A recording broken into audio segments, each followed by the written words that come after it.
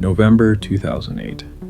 Amidst the chaos of a global financial crisis, a cryptic figure named Satoshi Nakamoto introduced an idea that would revolutionize money as we know it, Bitcoin. But here's something most people don't know. Before Satoshi mined the first ever Bitcoin Genesis block, he had deep public and private conversations with legendary cypherpunks on the cryptography mailing list. Satoshi received a huge response after posting the white paper to this list. Over 33 follow-up emails ensued, and the discussion became so chaotic the mailing list moderator called for an end to the Bitcoin discussion. In this series, we take you through the timeline of Bitcoin's inception, creation, Satoshi's cryptic clues, and the unfolding mystery of his sudden disappearance. Who was Satoshi Nakamoto? What did he do? Who did he talk to, and what did they talk about? And why did he leave just as Bitcoin was gaining momentum? Join us in this series as we explore the rabbit hole conversations of Satoshi. On November 2nd, 2008, 2 days after Satoshi released the Bitcoin white paper on the cryptography mailing list, James A. Donald, a Canadian cryptographer, gave this reply.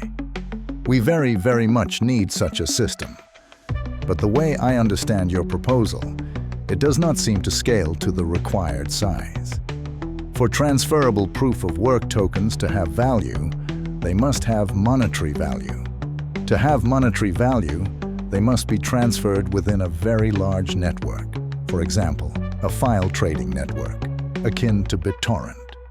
To detect and reject a double spending event in a timely manner, one must have most past transactions of the coins in the transaction, which, naively implemented, requires each peer to have most past transactions, or most past transactions that occurred recently. If hundreds of millions of people are doing transactions, that is a lot of bandwidth. Each must know all, or a substantial part thereof." Satoshi responded back to James with this reply on the same day. Long before the network gets anywhere near as large as that, it would be safe for users to use simplified payment verification, Section 8 of the white paper, to check for double spending, which only requires having the chain of block headers, or about 12 kilobytes per day. Only people trying to create new coins would need to run network nodes. At first, most users would run network nodes, but as the network grows beyond a certain point, it would be left more and more to specialists with server farms of specialized hardware. A server farm would only need to have one node on the network, and the rest of the lane connects with that one node. The bandwidth might not be as prohibitive as you think. A typical transaction would be about 400 bytes. ECC is nicely compact. Each transaction has to be broadcast twice, so let's say 1 kilobyte per transaction. Visa processed 37 billion transactions in fiscal year 2008, or an average of 100 million transactions per day. That many transactions would take 100 gigabytes of bandwidth, or the size of 12 DVD or 2 HD quality movies, or about $18 worth of bandwidth at current prices. If the network were to get that big, it would take several years, and by then, sending 2 HD movies over the internet would probably not seem like a big deal. Satoshi Nakamoto. The next day, on November 3rd, John Levine, an internet expert, replied back to Satoshi's claim that honest nodes control the most CPU power on the network with this message. But they don't. Bad guys routinely control zombie farms of 100,000 machines or more. People I know who run a blacklist of spam sending zombies tell me they often see 1 million new zombies a day. This is the same reason that Hashcash can't work on today's internet. The good guys have vastly less computational firepower than the bad guys.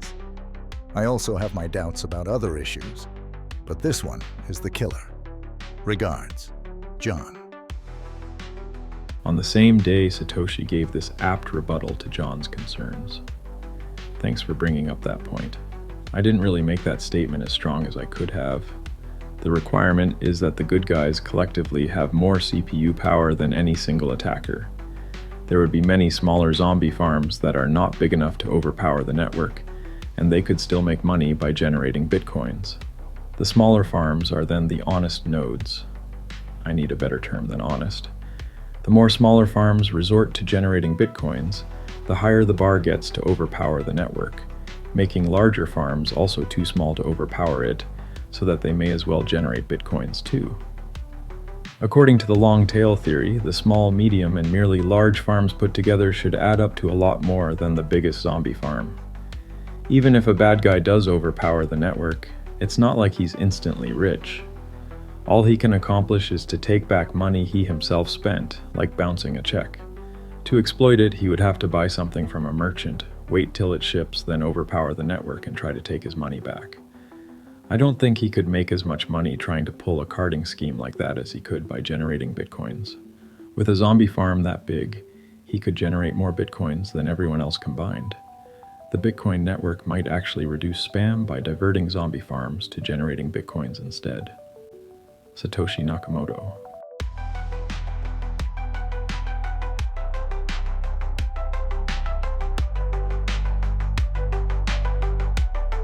If you want to support more of this kind of content, visit shopbitcoin.shop.